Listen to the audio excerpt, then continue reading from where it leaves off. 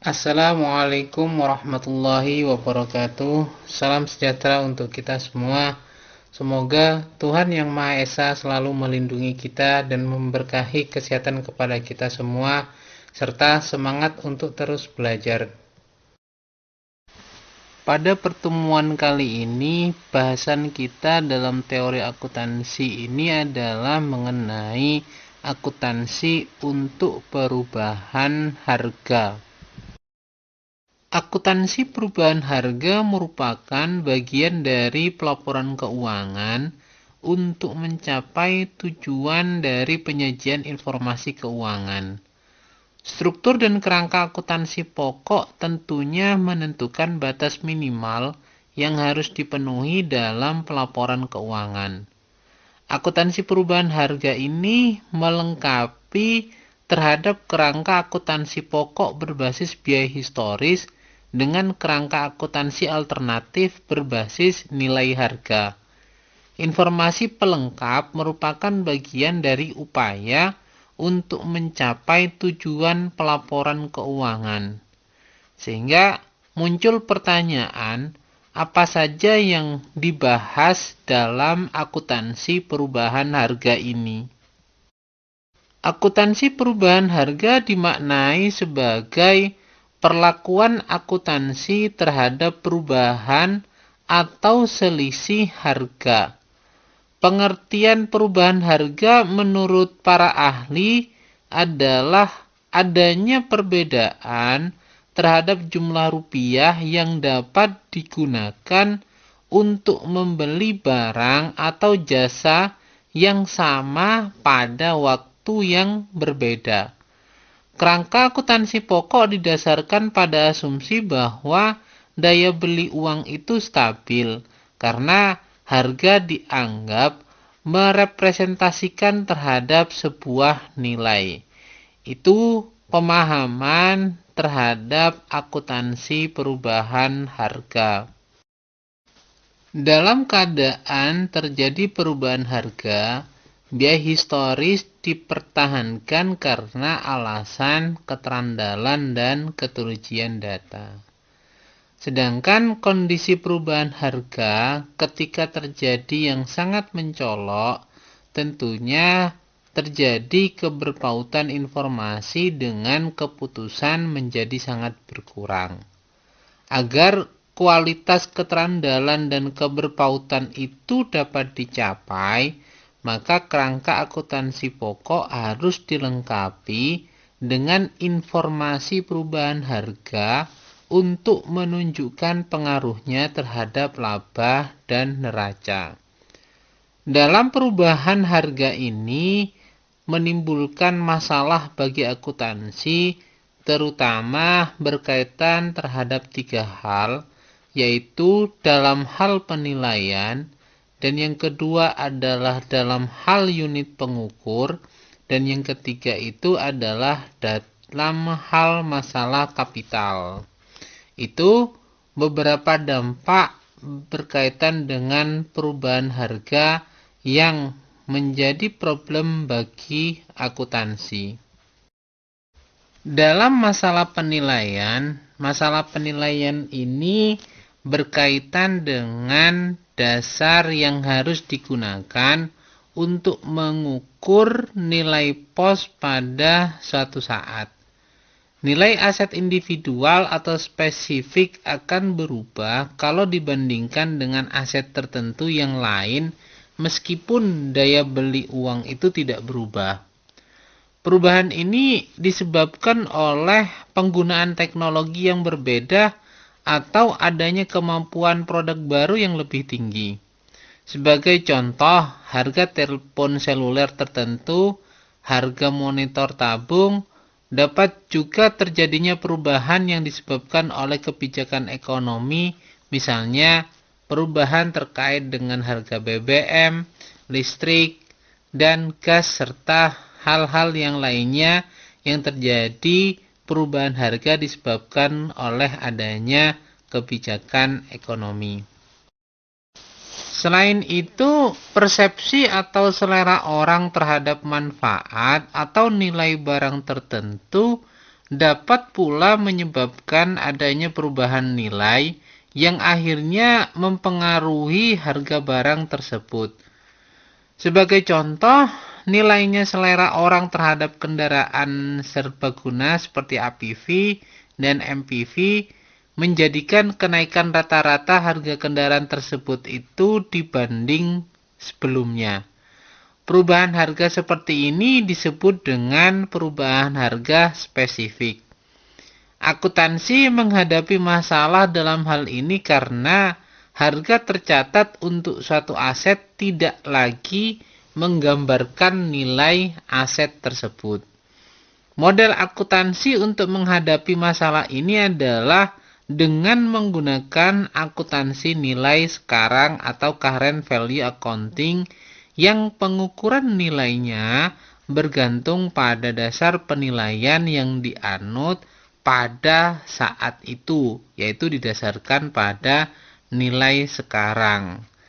Nah, biaya nilai sekarang atau nilai keluaran yang terjadi saat ini, itulah yang dijadikan dasar dalam pengukuran nilai terhadap aset tersebut. Masalah perubahan harga berikutnya yaitu berkenaan dengan unit pengukur. Masalah unit pengukur ini berkaitan dengan perubahan daya beli akibat adanya perubahan tingkat harga umum.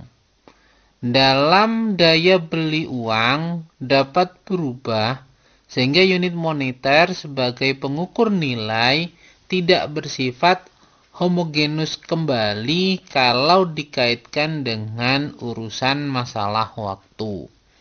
Perubahan nilai unit pengukur ini terjadi karena perubahan tingkat harga secara umum dalam ekonomi suatu negara.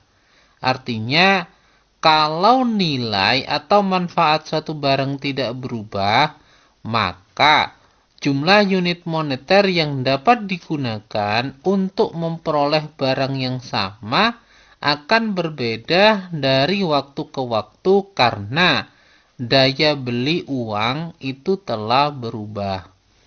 Dengan demikian, perbedaan harga suatu barang pada saat yang berbeda belum tentu menunjukkan adanya perbedaan nilai atau manfaat dari barang tersebut. Secara umum sebenarnya daya beli uang itu semakin menurun karena adanya dampak dari inflasi. Akuntansi menghadapi masalah ini karena harga yang diukur menggunakan satuan rupiah nominal tidak lagi homogenus untuk beberapa pos, sehingga penjumlahan biaya vertikal antara pos atau secara horizontal yang didasarkan pada objek-objek yang sama saat diperoleh pada waktu berbeda sebenarnya tidak bermakna lagi ibarat antara jeruk dan apel, dalam artian bahwa kedua hal tersebut itu saling berbeda. Maka model akuntansi untuk mengatasi hal tersebut itu disebut dengan akuntansi tingkat harga umum atau General Price Level Accounting. Dalam istilah lain, untuk model akuntansi tingkat harga umum itu dikenal dengan akuntansi inflasi atau daya beli konstan atau rupiah konstan atau akuntansi stabilization.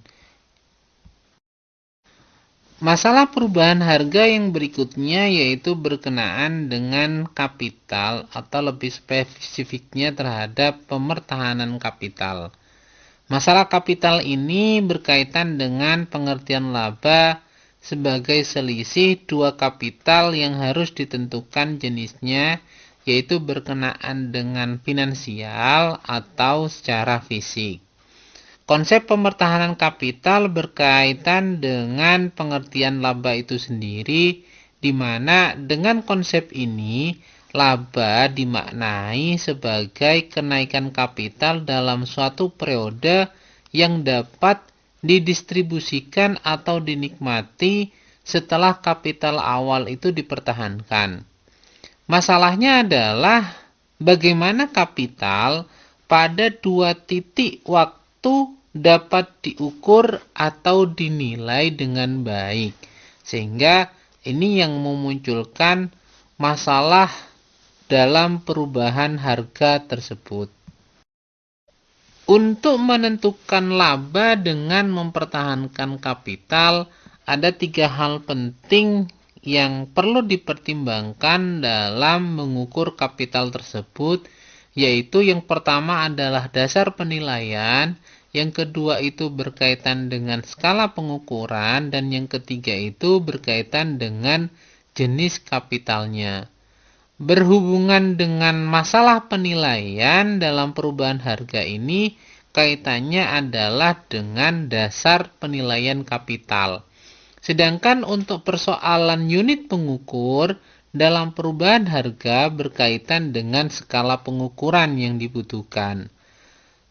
Terus yang berkaitan dengan pemertahanan kapital dalam perubahan harga itu ada hubungannya dengan jenis kapital yang akan dipertahankan, itu menggunakan finansial atau fisik. Pertanyaannya sekarang adalah, bila pengaruh perubahan harga itu tidak diperhatikan, apa yang kira-kira akan terjadi? Dalam keadaan perubahan harga menaik, perhitungan laba atas dasar biaya historis itu akan cenderung tersaji lebih atau overstate. Hal ini disebabkan karena perubahan akibat kenaikan harga atau untung penahanan melekat pada angka laba. Demikian juga dalam tingkat harga umum menaik atau terjadi inflasi pada saat itu, maka laba atau dasar biaya historis juga cenderung tersaji lebih atau overstate. Hal ini terjadi karena rugi daya beli akan tersembunyi dan tidak dikurangkan terhadap keberadaan laba. Kenapa? Karena angka laba yang tersaji lebih dapat mengakibatkan distribusi laba yang melebihi jumlah yang dapat menyisakan laba untuk mempertahankan kapital tersebut. Jumlah rupiah yang harus disisakan bergantung apakah kapital didefinisikan sebagai kapital fisik atau kapital finansial. Bila jenis kapital diperhatikan, maka model akuntansi untuk mengatasi masalah perubahan harga adalah harga sekarang atau kapital fisiknya, atau sering disebut juga dengan akuntansi nilai pengganti yang secara teknis sama dengan akuntansi biaya sekarang. Perbedaannya hanya terletak pada penyajian dan interpretasi jumlah rupiah untuk mempertahankan kapital dalam laporan laba rugi.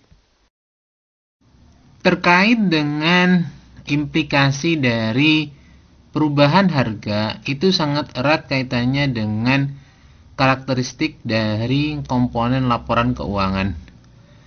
Perubahan harga mempunyai implikasi yang berbeda antara pos-pos moneter dan non-moneter. Pembagian pos moneter dan pos non-moneter didasarkan pada potensi jasa yang melekat pada pos yang bersangkutan, yaitu apakah potensi jasa berupa aliran kas atau berupa aliran potensi jasa fisik. Perubahan harga pos-pos laporan keuangan itu dapat dikategorikan menjadi 2 pos, yaitu pos moneter dan pos non-moneter. Terkait dengan pembahasan moneter, di mana pos-pos moneter ini berkaitan dengan masalah untung atau rugi dalam hal daya beli masyarakat. Pos-pos moneter ini terdiri atas aset moneter dan kewajiban moneter, di mana aset moneter itu adalah klaim untuk menerima kas di masa mendatang dengan jumlah dan saat yang pasti, tanpa mengkaitkannya dengan harga masa datang terkait barang dan jasa tertentu. Dengan demikian, maka perubahan harga tidak akan mempengaruhi terhadap besarnya klaim tersebut. Walaupun demikian, daya beli klaim tersebut pada saat diterima dapat berbeda dengan daya beli klaim pada saat timbulnya hal tersebut. Contoh dalam kaitannya dengan aset moneter ini adalah seperti piutang dagang, di mana piutang dagang ini tentunya merupakan aktivitas untuk menerima kas di masa mendatang dengan jumlah dan saat yang pasti, tapi tidak mengkaitkannya dengan harga di masa yang akan mendatang.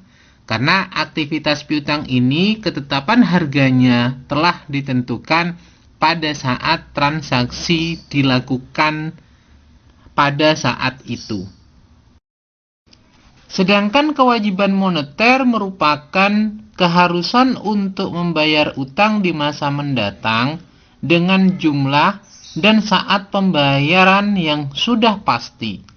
Contoh dalam hal kewajiban moneter ini seperti utang dagang, utang wesel, utang obligasi. Sedangkan implikasi perubahan harga terhadap pos-pos moneter ini lebih berkaitan dengan perubahan daya beli yang menimbulkan untung atau rugi terhadap daya beli tersebut. Untung atau rugi daya beli tersebut timbul kalau perubahan menahan pos-pos moneter dalam keadaan daya beli yang berubah. Ini ada beberapa contoh yang berkaitan dengan pos moneter pada sisi aset dan sisi kewajiban. Yang berkaitan dengan aset moneter yaitu seperti kas dan bank, deposito berjangka, mata uang asing dan klaim dalam mata uang asing, investasi dalam bentuk sekuritas, saham istimewa, obligasi, dan piutang wesel. Sedangkan yang berhubungan dengan kewajiban moneter yaitu utang usaha, utang wesel, utang biaya, dan utang obligasi. Itu beberapa contoh lainnya yang berkaitan dengan pos moneter. Mengenai pos non-moneter, di mana pos-pos non-moneter ini berkaitan dengan untung atau rugi dalam hal penahanan. Pos-pos non-moneter ini berupa pos-pos lain yang bersifat moneter yang juga terdiri atas aset non-moneter dan kewajiban non-moneter. Aset non-moneter adalah aset yang mengandung jumlah rupiah yang menunjukkan nilai, dan nilai tersebut berubah-ubah dengan berjalannya waktu. Atau aset tersebut merupakan klaim untuk menerima potensi jasa atau manfaat fisik tanpa memperhatikan perubahan daya beli. Contoh dari aset non-moneter ini seperti persediaan barang dagangan, fasilitas fisik, investasi dalam bentuk saham, ekuitas, dan goodwill. Sedangkan kewajiban non-moneter itu merupakan keharusan untuk menyerahkan barang dan jasa, atau potensi jasa lainnya dengan kuantitas tertentu tanpa memperhatikan daya beli atau perubahan nilai dari barang tersebut, atau potensi jasa tersebut pada saat barang diserahkan. Juga masuk dalam pengertian kewajiban non-moneter, yaitu keharusan untuk membayar tunai yang besarnya bergantung pada harga barang dan jasa yang akan diterima di masa mendatang. Utang jaminan pelayanan gratis merupakan salah satu contoh dari kewajiban non-moneter ini. Implikasi perubahan harga terhadap pos non-moneter adalah terjadinya perbedaan nilai tukar antara saat pos-pos tersebut itu diperoleh atau terjadi dan nilai tukar saat diserahkan atau dilaporkan pada akhir periode. Dengan kata lain, dalam hal aset, terjadi perbedaan antara harga tercatat, harga aktual aset pada saat diperoleh, dan harga aset sekarang tersebut pada saat digunakan atau diserahkan.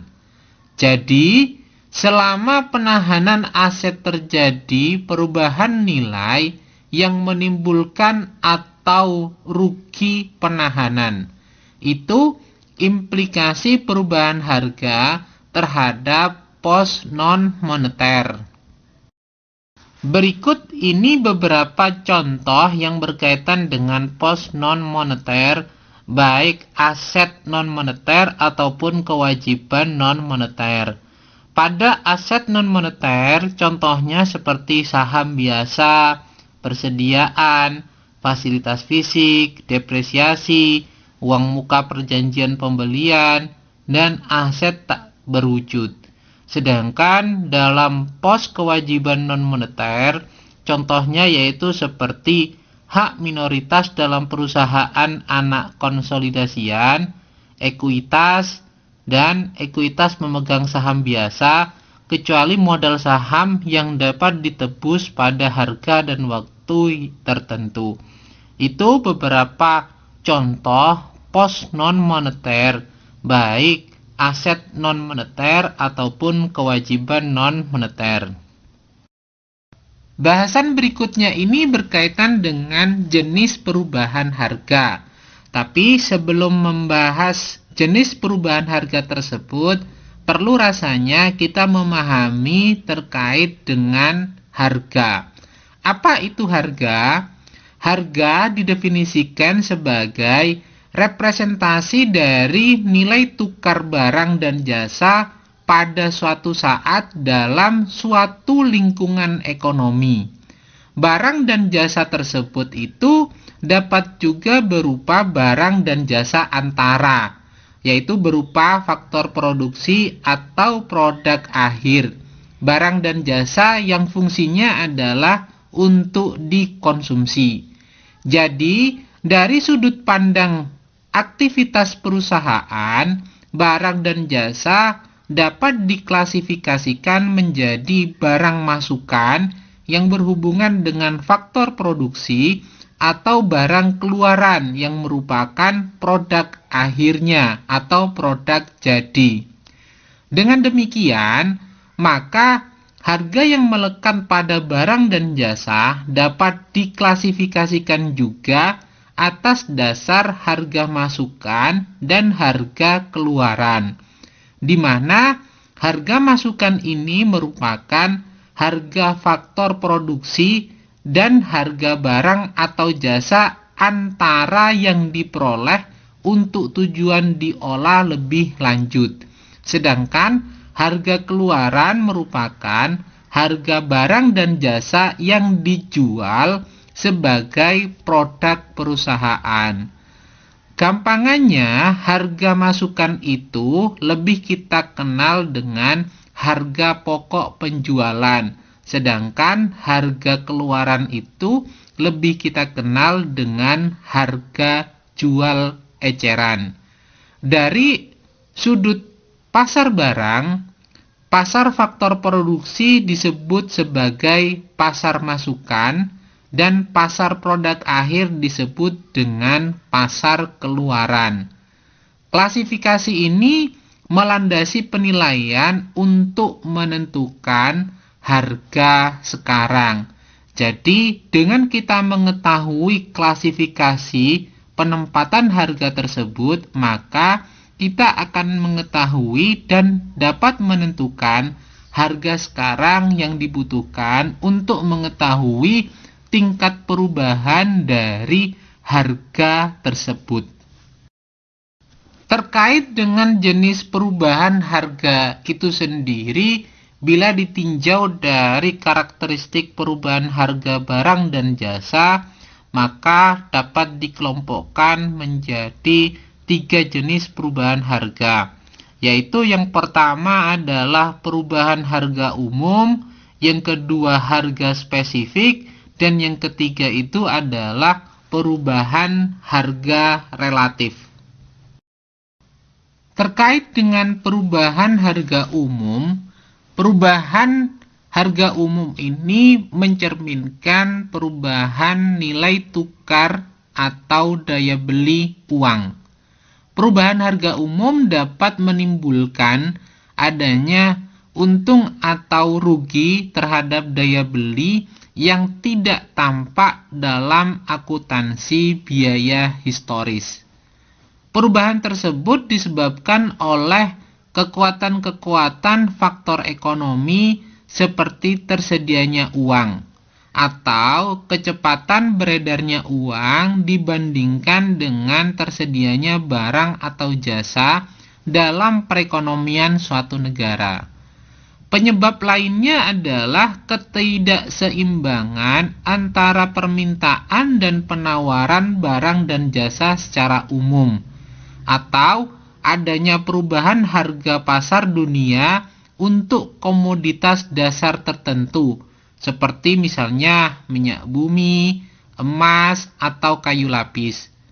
Sebenarnya secara teoritis, jika tidak terdapat perubahan struktur barang atau jasa tertentu, maka perubahan harga umum itu ditandai oleh perubahan seluruh harga barang dan jasa dengan tingkat dan arah yang sama. Dengan adanya perubahan harga umum tersebut tentunya berdampak terhadap adanya implikasi akuntansi. Mengapa demikian? Karena dengan berubahnya daya beli sepanjang waktu, harga berbagai objek yang diukur dengan satuan uang pada waktu yang berbeda-beda juga akan mengalami perubahan harga. Hal itu sebenarnya merupakan jumlah rupiah yang tidak homogen, sehingga tidak dapat dijumlahkan. Seandainya dijumlahkan, hasil penjumlahan tersebut sebenarnya tidak akan memberikan makna yang jelas. Karena akuntansi biaya historis menganggap bahwa daya beli uang konstan, uang atau rugi daya beli tidak akan tampak dalam laporan laba rugi. Untung atau rugi tersebut itu sebenarnya melekat atau tersembunyi dalam angka laba, sehingga ada kemungkinan terjadi penahanan kapital yang terlanggar. Tentunya berdasarkan hal tersebut itu ada usaha untuk melakukan perbaikan yang diwujudkan dalam bentuk akuntansi daya beli konstan. Untung atau rugi daya beli pos moneter terjadi bila mana perusahaan menahan aset moneter atau mempunyai utang moneter dalam jangka waktu tertentu. Dalam kondisi inflasi, menahan aset moneter akan menimbulkan kerugian daya beli. Sebaliknya, mempunyai utang moneter akan menimbulkan keuntungan daya beli. Sehingga dalam kondisi deflasi, menahan aset moneter akan memberikan keuntungan daya beli dan menahan utang moneter tentunya akan mengakibatkan kerugian terhadap daya beli. Sedangkan interpretasi dari untung atau rugi daya beli perubahan harga umum tersebut itu dapat dimaknai bahwa jumlah rupiah untung atau rugi daya beli adalah informasi untuk membantu pemakai dalam menentukan laba ekonomi perusahaan. Karena informasi tersebut itu berkaitan dengan seberapa jauh kapital secara ekonomi harus dipertahankan.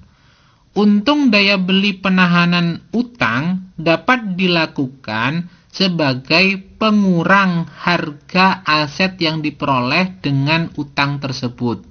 Begitu juga sebaliknya bila mengalami rugi daya beli. Untung atau rugi yang melekat pada aset ini mempengaruhi besarnya laba melalui depresiasi atau pada saat aset tersebut itu terjual.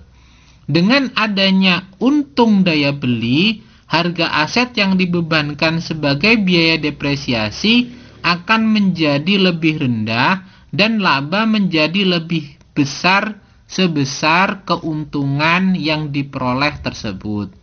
Oleh karena itu, untung daya beli sebenarnya dapat diinterpretasikan sebagai bagian dari laba periode yang telah terrealisasi. Selain itu, laba atau rugi daya beli merupakan sarana untuk mempertahankan kapital dalam bentuk kebijakan dividen. Hal ini tentunya sejalan dengan pengertian laba, yaitu sebagai tambahan kemampuan ekonomi yang dapat dibagi atau dapat dikonsumsi setelah kapital awal tersebut itu dipertahankan. Itu interpretasi untung atau rugi daya beli dalam kaitannya perubahan harga umum. Perubahan harga yang kedua ini adalah perubahan harga spesifik, di mana perubahan harga spesifik mencerminkan terhadap perubahan karakteristik barang tertentu akibat adanya perubahan teknologi atau adanya perubahan terhadap selera barang tersebut. Perubahan harga spesifik ini menimbulkan untung atau rugi penahanan yang melekat pada laba biaya historis. Seandainya tidak ada perubahan tingkat harga umum atau daya beli uang stabil, maka perubahan harga barang spesifik ini tentunya akan mencerminkan perubahan nilai tukar barang itu sendiri. Perubahan harga spesifik merupakan perubahan harga barang tertentu karena nilai dari intrinsik barang tersebut itu telah berubah, sehingga nilai tukarnya juga mengalami perubahan baik di pasar masukan ataupun di pasar keluaran. Perubahan harga spesifik tersebut itu dapat terjadi karena berbagai faktor, di antaranya yaitu terjadinya perubahan selera pelanggan, terus yang kedua adanya teknologi, perkembangan teknologi di bidang teknik industri yang membuat produk tersebut itu semakin baik, dan yang ketiga adalah spekulasi atau perubahan harapan masyarakat terhadap kuantitas barang dan jasa tertentu yang tersedia. Dalam kenyataannya, sebenarnya sangat sulit untuk memisahkan perubahan harga spesifik ini dari perubahan harga umum. Tapi, walaupun demikian, secara teoritis, dua perubahan tersebut itu dianggap dapat dipisahkan, sehingga kita dapat mempelajari dan mengetahui perbedaan antara perubahan harga umum dan perubahan harga spesifik. Perubahan harga spesifik dalam pasar masukan akan mengakibatkan kenaikan atau penurunan harga aset yang akhirnya tentunya mempengaruhi terhadap biaya bagi perusahaan.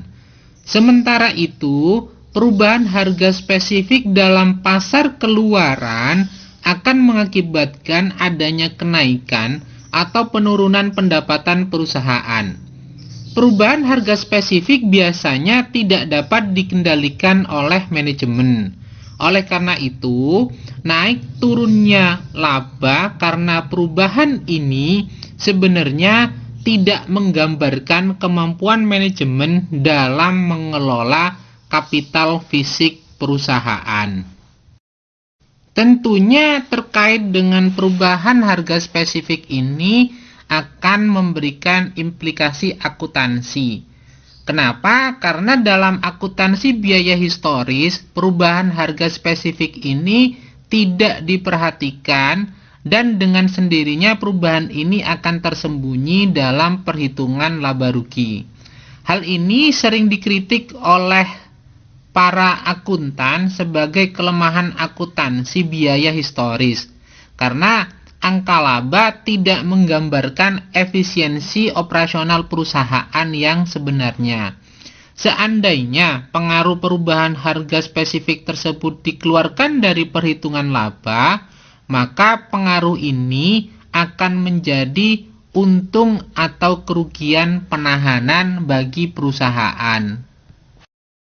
Berikut contoh kasus akuntansi perubahan harga untuk menjelaskan konsep perubahan harga spesifik dan implikasinya terhadap perhitungan laba rugi. Misalnya, suatu perusahaan mempunyai persediaan barang dagangan pada awal periode dengan harga 1.500.000, kemudian seluruh barang tersebut itu dijual pada tengah periode dengan harga 2.500.000. Pada saat dijual, nilai atau biaya pengganti atau current cost-nya pada saat itu persediaan barang dagangan tersebut itu sebesar 2.100.000 rupiah. Maka atas dasar data tersebut, kita akan membuat dua pendekatan laporan laba rugi yang disajikan sebagai berikut dalam tabel yang kita sampaikan. Di mana dalam biaya historis untuk penjualannya sebesar 2.500.000, sedangkan biaya barang terjual yang merupakan nilai persediaan itu sebesar 1.500.000. Sehingga berdasarkan biaya historis ini, maka perusahaan mengalami yang namanya keuntungan sebesar 1 juta rupiah. Sedangkan kalau kita melakukan kajian berdasarkan current cost-nya pada biaya saat ini dengan biaya pengganti 2.100.000 rupiah, maka dari hasil penjualan 2.500.000 tersebut dikurangi dengan current cost atau biaya pengganti persediaan barang dagangan pada saat itu sebesar 2.100.000 rupiah, maka sebenarnya akan nampak laba pada kondisi saat ini sebesar 400.000 rupiah. Sehingga terjadi yang namanya selisih antara perhitungan biaya historis tersebut dengan biaya sekarang itu sebesar 600.000 rupiah dalam perhitungan laba biaya historis dikurangi dengan laba biaya sekarang. Sehingga nilai 600.000 tersebut itu merupakan untung penahanan yang terrealisasi. Itu perbedaan yang berkaitan dengan konsep perubahan harga spesifik dan implikasinya terhadap perhitungan laba rugi bagi suatu perusahaan. Bila kita cermati dari perhitungan tersebut itu, untung penahanan yang terrealisasi sebesar Rp600.000 merupakan laba penahanan yang tersembunyi dalam model biaya historis. Karena laba operasi yang sebenarnya itu hanya Rp400.000. Kenapa laba operasi itu hanya Rp400.000? Karena nilai penjualan itu Rp2.500.000 dikurangi dengan current cost atau biaya pada saat ini. Ketika kita lakukan perhitungan, itu nilai barangnya sebenarnya adalah Rp2.100.000. Maka selisih antara 1 juta tersebut dengan 400.000 tersebut itu merupakan selisih laba penahanan yang diketahui nilainya adalah Rp600.000.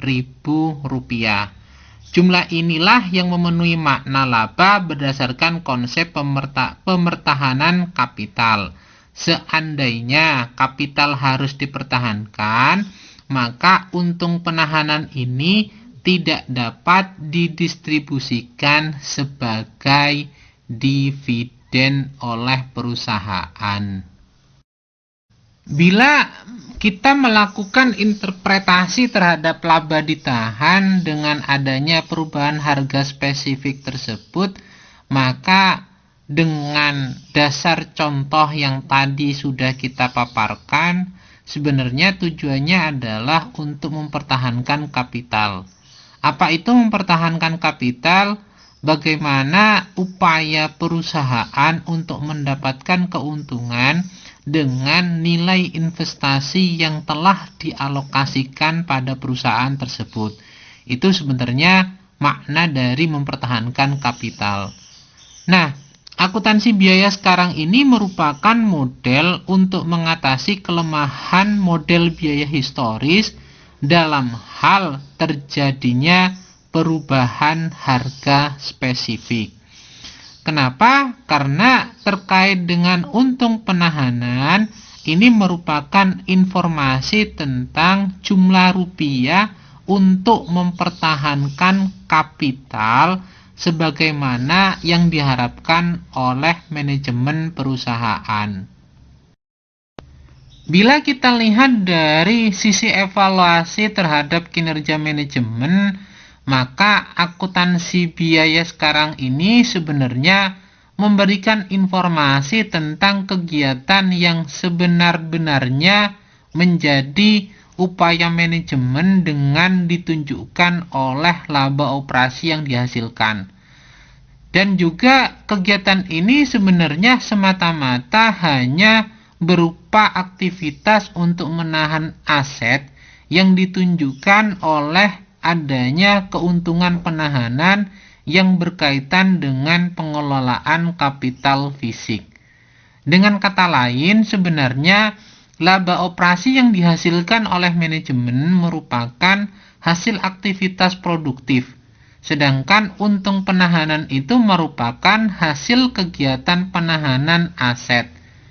Laba operasi atas dasar biaya sekarang itu menjadi pengukur yang efisien dalam hal pengelolaan dana atau kapital fisik perusahaan yang sebenarnya. Pemisahan semacam ini merupakan keunggulan yang diperoleh dari akuntansi biaya sekarang.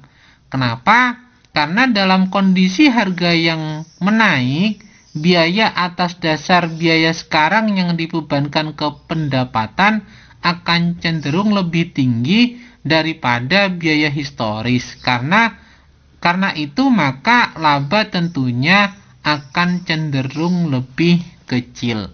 Sehingga akan nampak berapa keuntungan atau laba yang diperoleh dari aktivitas operasional perusahaan itu yang sebenarnya. Perubahan harga yang ketiga yaitu perubahan harga relatif, di mana perubahan harga relatif ini mencerminkan perubahan harga spesifik setelah pengaruh perubahan umum itu diperhitungkan. Perubahan harga relatif tersebut itu mempunyai implikasi yang berbeda terhadap akuntansi biaya historis. Sebagaimana telah disebutkan sebelumnya bahwa sebenarnya memisahkan perubahan harga spesifik dari perubahan daya beli itu sangat sulit untuk dilakukan. Karena kedua faktor tersebut itu sebenarnya yang menyebabkan perubahan terjadinya secara serentak. Perubahan harga itu sebenarnya terjadi secara serentak akibat adanya perubahan daya beli oleh masyarakat. Dengan kata lain, setiap terjadi perubahan harga suatu barang atau jasa, maka perubahan tersebut itu sebenarnya merefleksikan perubahan daya beli uang dan perubahan struktur harga pasar atau jasa tersebut secara bersamaan. Namun demikian, untuk pelaporan keuangan, secara teoritis pemisahan itu dapat dilakukan dengan menggunakan konsep perubahan harga relatif. Perubahan harga relatif ini sebenarnya mengukur tingkat penyimpangan perubahan harga barang atau jasa tertentu terhadap perubahan akibat perubahan tingkat harga umum seluruh barang dan jasa. Dengan kata lain, sebenarnya perubahan harga relatif ini merupakan perubahan harga setelah pengaruh perubahan daya beli dikeluarkan atau diperhitungkan dengan mengurangi pengaruh atau perubahan daya beli tersebut.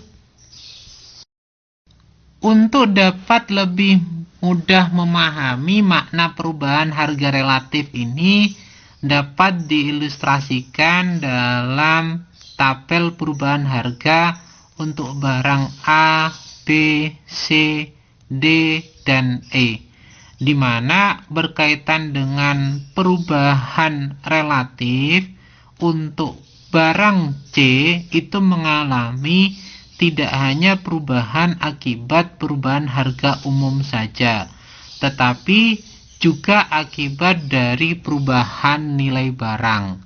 Sedangkan barang-barang yang lain itu hanya mengalami perubahan akibat perubahan tingkat harga umum saja.